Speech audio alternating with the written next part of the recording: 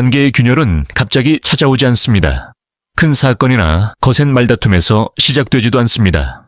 아주 작은 순간, 우리가 더 이상 서로의 눈을 바라보지 않을 때, 그때 이미 마음의 거리는 천천히 벌어지기 시작합니다. 회사에서도 그런 순간이 찾아옵니다.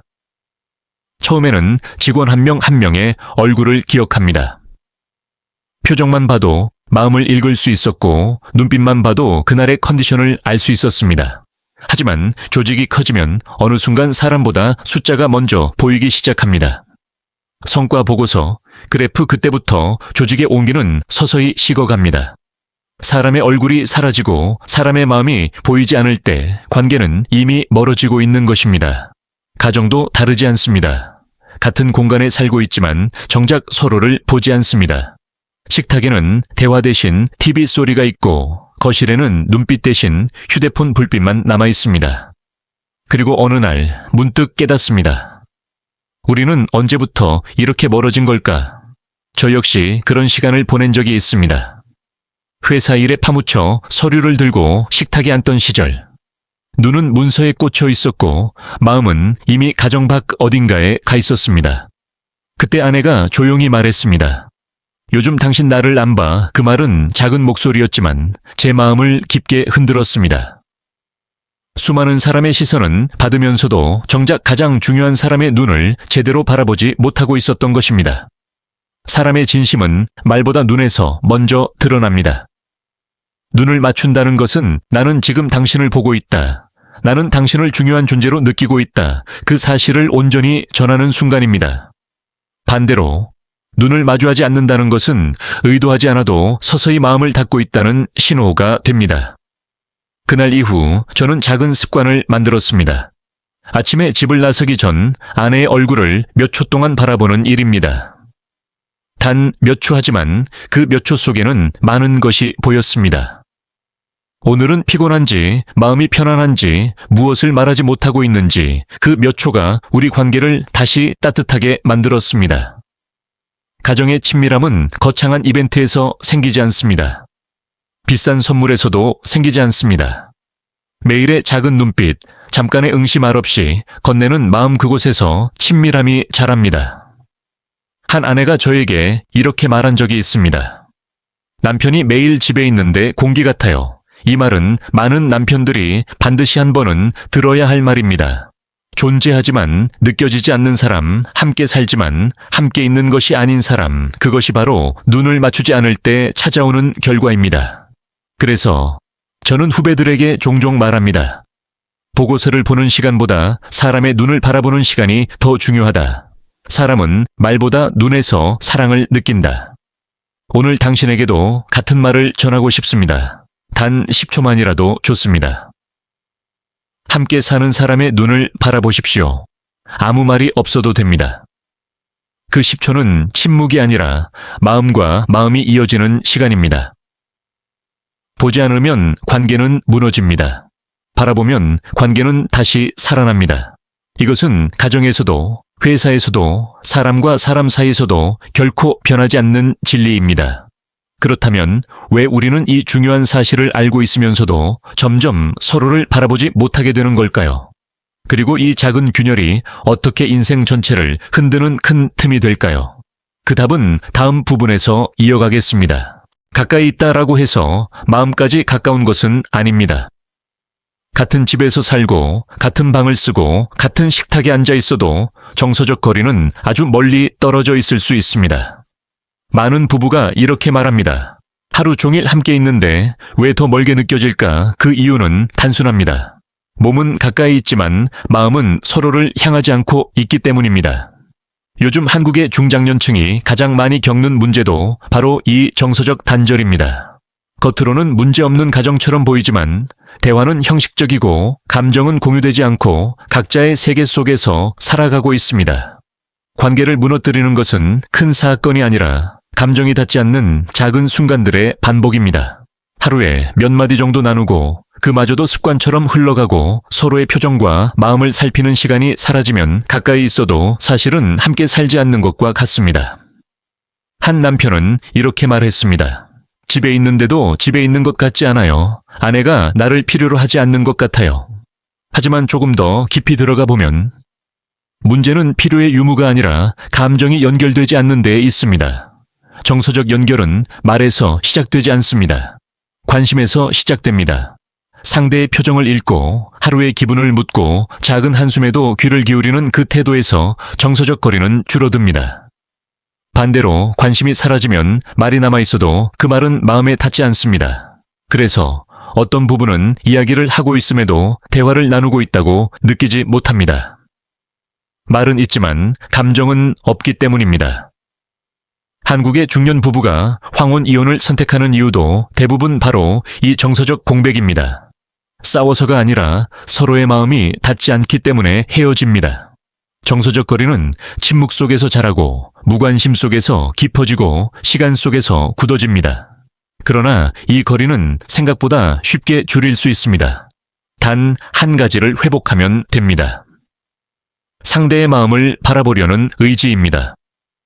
서로를 향해 한 걸음만 내디디면 멀게만 느껴졌던 관계는 놀라울 만큼 빠르게 따뜻해질 수 있습니다.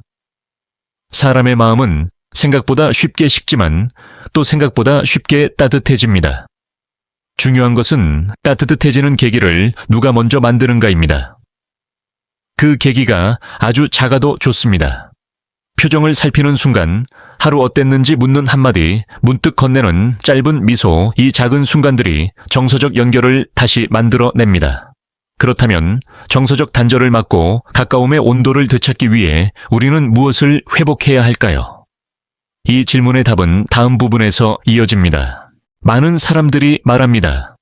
가까워지고 싶지만 왜 더 멀어지는지 모르겠다고. 그 이유는 정서적 단절만이 아닙니다. 더 깊은 곳에는 자신의 역할을 잃어버린 마음에 혼란이 숨어 있습니다. 특히 한국의 남성들은 오랜 세월 동안 일터에서의 역할로 자신의 존재감을 느껴왔습니다. 직급 직책 성과, 이것들이 곧 자신을 증명하는 언어였습니다.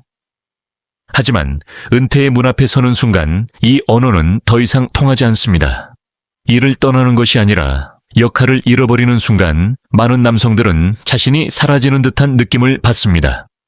회사에서 필요한 사람이었는데 집에서는 어디에 있어야 할지, 무엇을 해야 할지, 어떤 존재로 남아야 할지 알 수 없게 되는 것입니다. 어느 임원이 제게 털어놓은 이야기가 있습니다. 이제 시간이 많아졌는데 아내와 하루 종일 함께 있는데 어색합니다. 무슨 말을 해야 할지 모르겠습니다. 겉으로는 가까워진 것 같지만 실제로는 역할의 공백이 관계의 공백으로 이어지고 있었습니다. 역할을 잃으면 사람은 흔들립니다.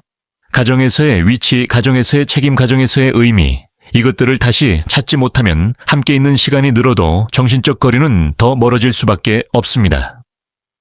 저는 오래전부터 알고 있었습니다. 기업에도 두 번째 시스템이 필요하듯 인생에도 두 번째 시스템이 필요하다는 것을. 회사에서는 한 사람이 직책을 내려놓으면 바로 새로운 역할이 주어집니다. 하지만 가정에서는 아무도 그 역할을 대신 정해주지 않습니다. 스스로 찾아야 합니다.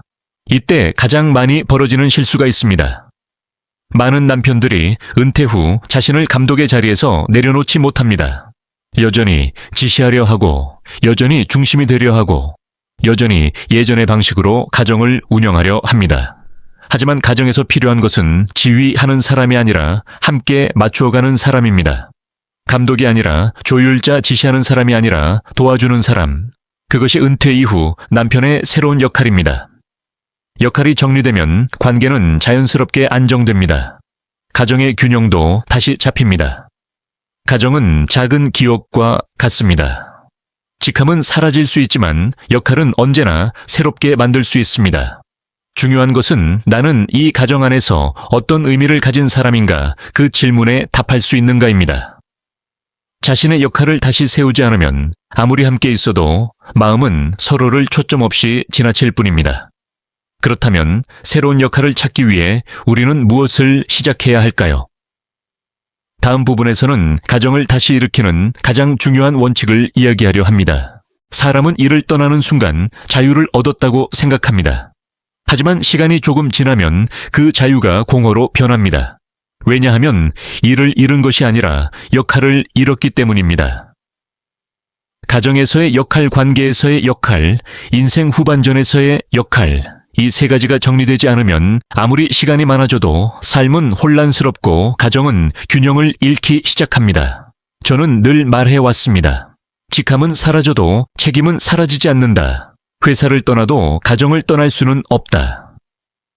그래서 은퇴 후 가장 중요한 일은 새로운 역할을 설계하는 것입니다.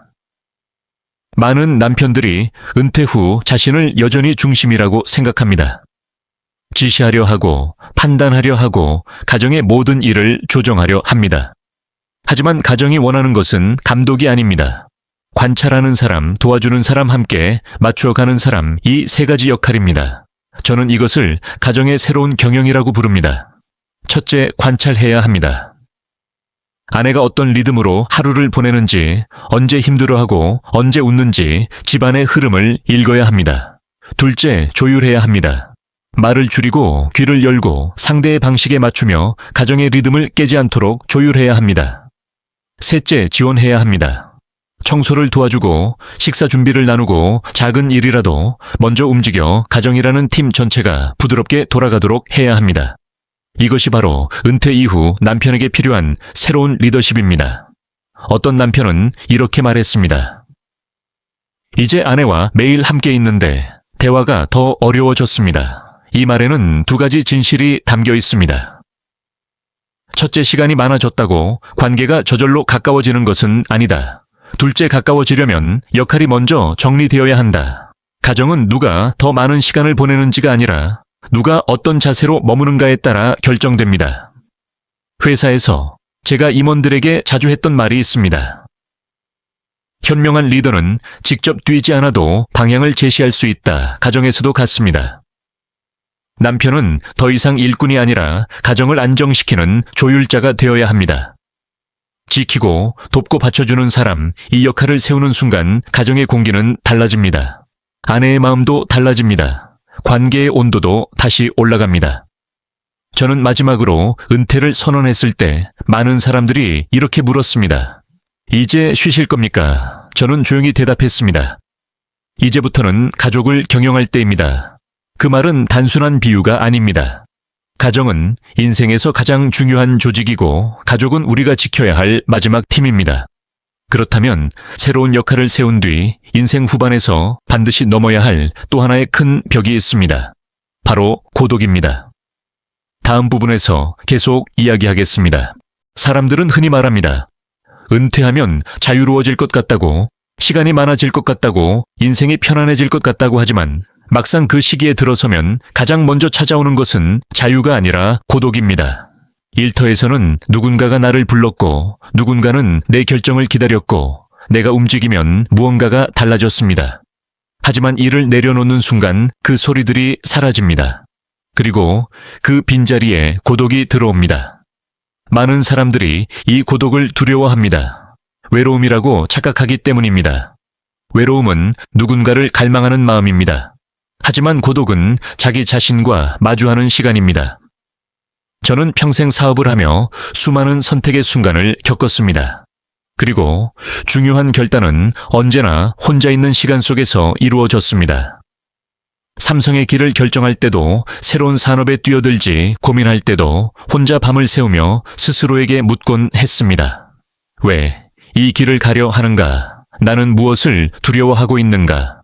내가 잃게 될 것은 무엇이고 얻고자 하는 것은 무엇인가? 이 질문들 앞에서는 누구도 대신 답해줄 수 없습니다. 그 순간 사람은 오직 자신과만 마주해야 합니다. 많은 이들이 이렇게 말하곤 합니다. 회장님은 혼자 계실 때 두렵지 않으셨습니까? 물론 두려웠습니다. 하지만 두려움보다 더 큰 것이 있었습니다. 바로 책임감이었습니다. 책임이 있는 사람에게는 고독이 찾아옵니다. 그리고 그 고독을 견디는 사람에게 신뢰가 생깁니다. 신뢰는 성과로 얻는 것이 아니라 혼자만의 시간을 견딘 사람에게 천천히 쌓이는 힘입니다. 고독은 차갑지만 정직한 거울입니다. 그 거울 속에서 사람은 자신의 욕심과 두려움을 보게 됩니다. 그리고 조금씩 내려놓게 됩니다. 그것이 성숙입니다. 젊을 때는 사람 속에서 성장합니다. 하지만 나이가 들수록 혼자 있는 시간 속에서 평화를 배워야 합니다. 사람들은 외로움과 고독을 혼동합니다. 외로움은 결핍이고 고독은 충만입니다. 고독을 피하려 하면 외로움이 되고 고독을 받아들이면 성숙이 됩니다.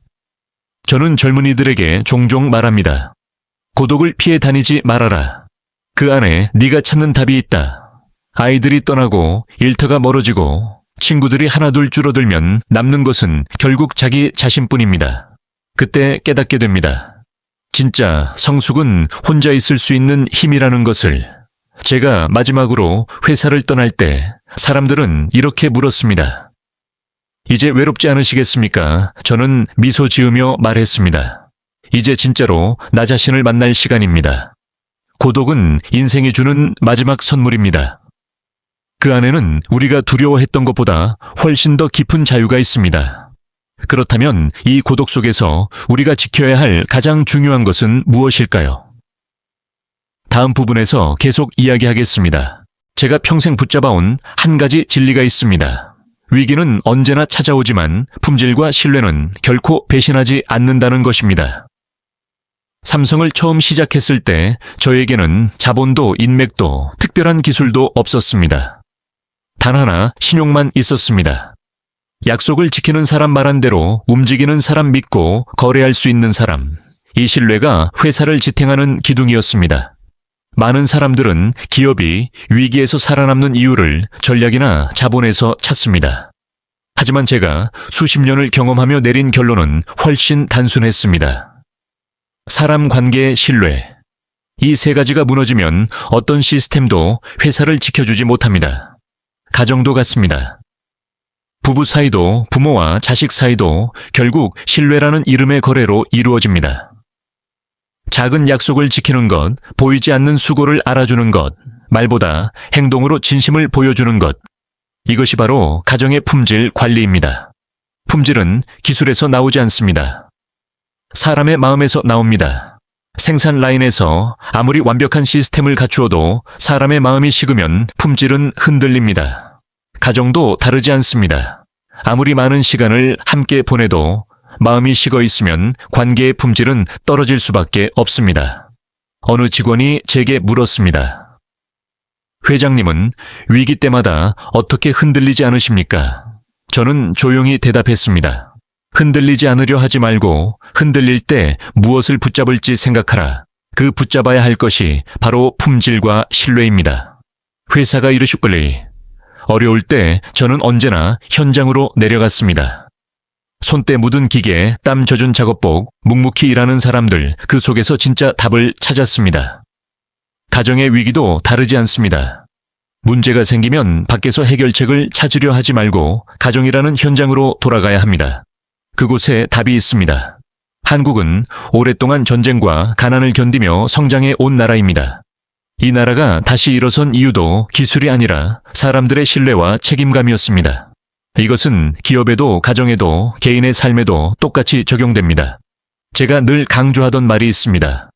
품질은 기술이 아니라 마음에서 나온다. 마음이 흐트러지면 어떤 관계도 버티지 못합니다. 하지만 마음을 다잡고 신뢰를 지키면 어떤 위기도 지나갑니다. 그렇다면 이 품질과 신뢰를 지키기 위해 우리는 일상 속에서 무엇을 해야 할까요? 다음 부분에서 이어가겠습니다. 가정이 무너지는 이유를 많은 사람들은 경제 문제라고 생각합니다. 대화 부족이라고 말하기도 하고 성격 차이 때문이라고도 말합니다. 하지만 제가 수많은 가정을 지켜보며 내린 결론은 훨씬 더 단순하고 훨씬 더 깊습니다. 가정이 무너지는 진짜 이유는 신뢰의 품질이 떨어지는 순간부터입니다. 갈등은 해결할 수 있습니다. 다툼도 시간이 지나면 가라앉습니다. 하지만 신뢰가 흔들리기 시작하면 관계는 서서히 그리고 확실하게 내려앉습니다. 부부의 대화가 줄어드는 것보다 더 치명적인 것은 상대에 대한 믿음이 약해지는 것입니다. 말이 진심으로 들리지 않고 작은 약속이 가볍게 느껴지고 예전에는 당연하다고 느끼던 배려가 이제는 당연하지 않게 느껴질 때 그때 이미 가정의 품질은 무너지고 있는 것입니다. 제가 삼성 공장에서 품질 검사를 할 때 가장 중요하게 본 것은 하루에 한 번이 아니라 매 순간 반복되는 작은 점검이었습니다. 부부 관계도 같습니다. 매일의 작고 사소한 확인이 신뢰를 회복하고 관계를 단단하게 만듭니다. 오늘 하루 고생했어. 이 말 한마디가 신뢰를 지키는 점검입니다. 괜찮아 보여도 혹시 힘들진 않았어. 이 물음이 관계의 품질을 올리는 행위입니다. 고맙다. 이 짧은 표현이 가정의 균열을 막아줍니다. 신뢰는 거대한 사건에서 만들어지지 않습니다. 아주 작은 행동들의 반복에서 만들어집니다. 저는 회사에서 위기가 올 때마다 항상 현장으로 내려갔습니다. 사무실이 아니라 사람이 있는 곳, 문제가 시작되는 곳으로 갔습니다. 가정의 위기도 다르지 않습니다. 문제가 생겼다면 밖으로 도망치지 말아야 합니다. 집으로 가족의 마음으로 문제가 시작된 자리로 돌아가야 합니다. 그곳에 답이 있습니다. 가정을 운영하는 것은 하나의 작은 경영입니다. 품질이 떨어지면 점검하고 시스템이 흔들리면 보수하며 신뢰가 약해지면 회복해야 합니다. 이것이 현명한 가정 경영입니다. 저는 많은 사람들에게 묻고 싶습니다. 당신의 가정 공장은 지금 어떤 상태입니까? 분량이 늘고 있습니까? 아니면 품질이 올라가고 있습니까? 이 질문에 솔직하게 답할 수 있어야 가정은 다시 살아납니다. 그렇다면 가정에서의 품질을 지키고 신뢰를 회복하기 위해 우리가 반드시 알아야 할 다음 원칙은 무엇일까요? 다음 부분에서 이어가겠습니다. 인생을 살다 보면 크고 작은 위기가 반드시 찾아옵니다. 개인의 위기, 가정의 위기, 회사의 위기 형태는 다르지만 결국 위기는 한 사람의 본질을 드러내는 시험입니다. 제가 사업을 하며 겪었던 위기들은 전쟁, 정치적 혼란, 산업의 급격한 변화까지 셀 수 없이 많았습니다. 하지만 그 모든 순간에 저를 지켜준 것은 전략도 자본도 빠른 판단력도 아니었습니다. 바로 품질, 신뢰, 이 두 가지였습니다. 사람들은 종종 이렇게 말합니다. 위기를 극복하려면 큰 능력이 필요하다고 하지만 저는 평생을 걸고 말할 수 있습니다. 능력보다 중요한 것은 믿음을 잃지 않는 마음입니다. 기업이 어려움에 빠질 때 가장 먼저 무너지는 것은 기술이 아니라 사람들의 신뢰입니다. 가정도 같습니다. 어떤 문제든 신뢰가 남아있으면 회복할 수 있고 신뢰가 사라지면 작은 문제도 다시 세우기 어렵습니다. 저는 회사를 이끌며 항상 한 가지 원칙을 붙잡았습니다. 흔들릴 때일수록 초심으로 돌아가라. 그래서 위기가 오면 저는 가장 먼저 현장으로 내려갔습니다. 소음 가득한 공장, 바닥 손때 묻은 기계 땀 젖은 작업복 윤기가 사라진 직원들의 눈빛 그곳에 진짜 답이 있었습니다. 사람의 마음이 살아있는 곳에 회사의 미래도 살아있었습니다. 가정에서도 똑같습니다. 문제가 생기면 밖으로 눈을 돌리지 말아야 합니다. 가정이라는 가장 중요한 현장으로 돌아가야 합니다. 가족의 얼굴을 보고 마음을 듣고 무너진 신뢰를 다시 세우는 일, 이것이 바로 가정의 위기를 이겨내는 길입니다. 한국이 전쟁과 가난에서 다시 일어설 수 있었던 것도 기술 때문이 아니라 사람들을 지탱한 신뢰와 책임감 때문이었습니다. 신뢰는 위기를 이길 수 있는 가장 강한 힘입니다. 품질은 삶을 다시 세울 수 있는 가장 단단한 기반입니다. 그래서 저는 지금도 말합니다. 위기는 언제든 찾아오지만 품질과 신뢰는 끝까지 당신을 버리지 않는다. 이 두 가지를 지킨 사람은 언제나 다시 일어설 수 있다. 그렇다면 인생의 마지막에 남는 진짜 자산은 무엇일까요? 우리가 지켜야 할 마지막 가치란 무엇일까요? 다음 부분에서 이어가겠습니다. 사람은 살아가면서 많은 것을 얻고 많은 것을 잃습니다. 명예도, 직함도, 재산도 시간이 지나면 하나씩 사라집니다. 그러나 인생의 끝자락에 남는 것은 단 두 가지입니다. 품질, 신뢰. 이 두 가지가 당신의 삶이 어떤 삶이었는지를 말해주는 마지막 증거입니다.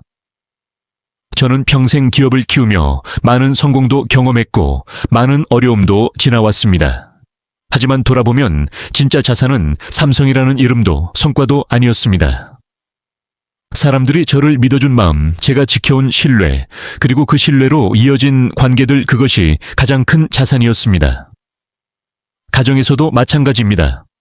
오랜 세월 함께 살아온 부부라 해도 신뢰가 약해지면 관계의 품질은 금세 무너집니다. 그러나 작은 배려 지켜낸 약속, 말없이 건넨 이해, 이 작은 행동들이 가정의 품질을 다시 세웁니다. 저는 때때로 사람들에게 묻습니다. 오늘 당신의 품질은 어떻습니까? 당신의 가족은 당신을 믿고 있습니까? 이 질문은 단순한 체크리스트가 아니라 인생의 방향을 묻는 질문입니다. 사람 사이의 신뢰는 돈으로 살 수 없습니다. 말로 얻을 수 없습니다. 오직 당신의 삶의 방식으로만 얻을 수 있습니다. 말한 것을 지키는 삶. 어려울 때 먼저 손 내미는 삶, 보이지 않는 수고를 기꺼이 감당하는 삶. 이런 삶을 산 사람만이 마지막 순간에 빛을 잃지 않습니다. 젊을 때는 실력이 사람을 빛나게 합니다. 그러나 나이가 들면 신뢰가 사람을 빛나게 합니다. 신뢰는 그 어떤 재산보다 오래가고 그 어떤 명예보다 깊습니다. 그리고 남은 인생을 든든하게 지탱해주는 유일한 자산입니다. 사람은 결국 자신이 쌓아온 관계 속에서 완성됩니다. 당신이 믿음을 준 사람, 당신을 믿어준 사람, 당신 곁을 지켜준 사람, 이 사람들이 바로 당신 삶의 품질을 말해주는 존재입니다. 그렇다면 우리는 이 삶을 어떻게 마무리해야 할까요? 어떤 마음으로 남은 시간을 살아야 할까요? 마지막 부분에서 이 여정의 결론을 이야기하겠습니다. 이 긴 여정의 끝에서 우리가 결국 마주하게 되는 질문이 있습니다. 나는 어떤 마음으로 살았는가? 나는 어떤 관계를 남겼는가? 그리고 나는 어떤 품질의 사람이었는가? 사람은 누구나 성공을 꿈꾸고 안정을 바라며 행복을 찾습니다. 하지만 인생을 깊이 들여다보면 행복을 결정하는 것은 돈도 명예도 아닙니다. 품질 있는 마음, 신뢰를 지키는 태도, 그리고 사람을 향한 진심입니다. 어떤 사람은 큰 재산을 남기지만 신뢰를 남기지 못하고 떠납니다. 반면 어떤 사람은 많은 것을 가지지 못했지만 주변 사람들에게 깊은 신뢰를 남기고 떠납니다. 시간이 흐르면 사람들은 그 사람의 재산을 기억하는 것이 아니라 그 사람의 마음을 기억합니다. 품질 있는 마음을 가진 사람은 가정에서도 일터에서도 인생에서도 흔들리지 않는 중심을 갖습니다. 이 중심은 어떤 위기에서도 자신의 길을 잃지 않게 만드는 힘입니다. 가정의 품질이 무너지면 가정은 금세 흔들립니다. 하지만 마음의 품질이 단단하면 가정은 어떤 위기에도 다시 서게 됩니다. 기업도 같습니다. 기술은 시대가 바뀌면 달라지지만 신뢰는 시대가 바뀌어도 그 가치를 잃지 않습니다. 인생의 후반기에 들어서면 우리는 비로소 깨닫습니다. 사람은 무리를 이루며 성장하고 혼자일 때 완성된다는 것을. 혼자 있는 시간은 고독이 아니라 마음을 정비하는 시간입니다. 이 시간을 통해 우리는 진짜로 중요한 것이 무엇인지 다시 보게 됩니다. 가족의 얼굴, 함께한 사람들의 마음, 그리고 자신이 지켜온 신뢰, 이 세 가지가 마지막에 우리를 지켜주는 등불입니다.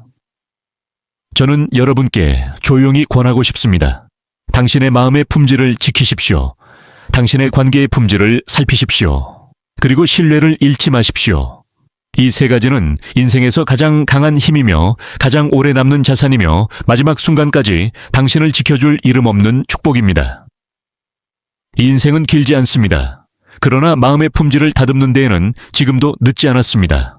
오늘 당신의 마음은 어떤 품질입니까? 당신을 믿는 사람은 누구입니까? 당신이 지켜야 할 신뢰는 무엇입니까? 이 질문에 답할 수 있다면 당신의 인생은 이미 다시 따뜻해지고 있는 것입니다. 우리는 모두 누군가의 인생의 빛이 될 수 있습니다. 그 빛을 만드는 힘은 바로 당신 안에 있습니다.